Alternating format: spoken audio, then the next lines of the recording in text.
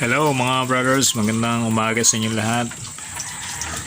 Sayang naman yung mga araw pa, tinatapos na lang natin yung 150 days or 5 months na kailangan nating ibigay dito sa ating mga fatteners. So medyo matagal-tagal pa tayo. Hindi naman gaano na kasi November 25 ngayon mga brothers. At ito ay magre-release tayo ng December 15. Eksakto siya na 150 days na siya noon. Pero so meron pa tayong 20 days. So malaki pa yung igaganda nitong ating fatteners. Although maganda na itong mga fatteners natin kung mapapansin niyo po mga brothers.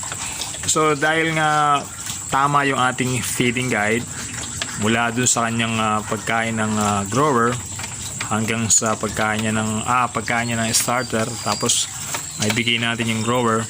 So ngayon hirap akong bumili ng finisher kaya puro grower yung ating naipapakain. Hindi ako makabili ng finisher kasi merong minimum order. Kailangan bumili ako ng 60 kapan. Sobra naman po mga brothers, hindi natin kaya. Kaya yung mga binibilan namin ng feeds, hindi siya maka-order ng finisher. Kaya still grower pa rin yung ginagamit natin hanggang sa ma-harvest natin itong ating mga fatteners. So ganun lang mga brothers, maintain lang natin mula pagka piglets kung tayo meron sariling breeder. Ang gawin natin dun pa lang sa pagiging piglet niya, bawat isa mapakain talaga natin sila ng booster. Kasi importante yun para ma-build up kagad yung katawan ng ating mga piglets, particular dun sa gatas na dinedede niya sa kanyang nanay. Then pagkatapos na kumakain siya ng booster, pagkatapos noon up to 30 days na iwalay natin siya, pakain natin siya talaga ng pre-starter po mga brothers. Kasi importante yung pre-starter niya kasi merong mga ibang hog raisers din na nagtuturo talaga na hindi na nila pinapakain ng pre-starter kasi daw sandali lang. Hindi po yung sinasabi natin na sandali lang, kasi pagdating kasi ng 50 to 60 days papasok na tayo sa starter day 61 or yung iba naman kasi 55 days nagpapakain na sila ng starter.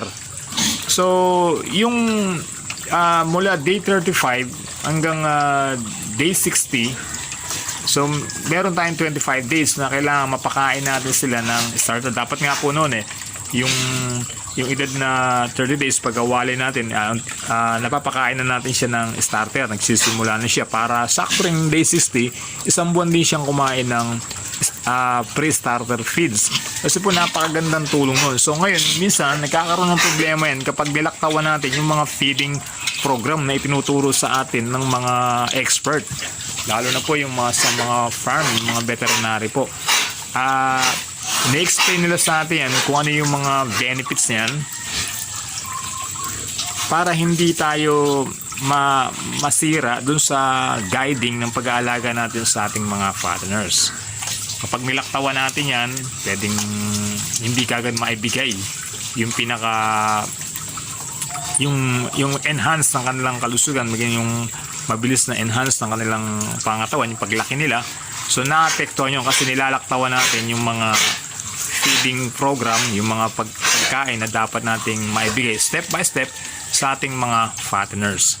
So ngayon, sinunod natin yon mula pre-starter booster, nag-pre-starter tayo for 25 days.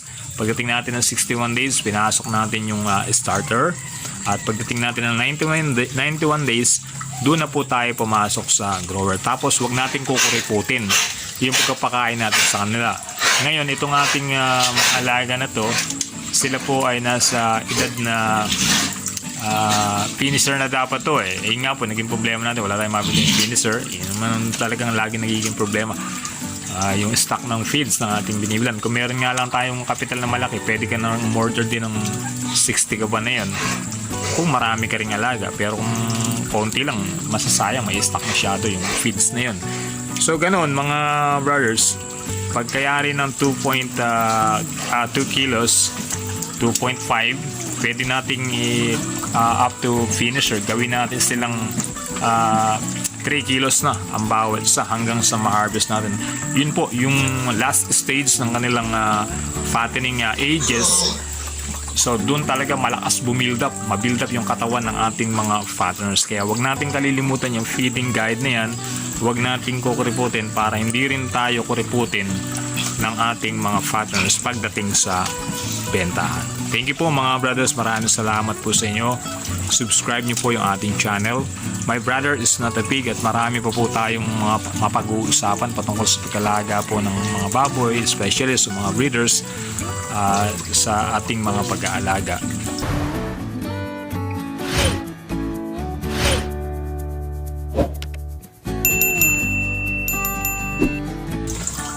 Kasi talagang sulit yung pakain natin ginagamit sa kanya.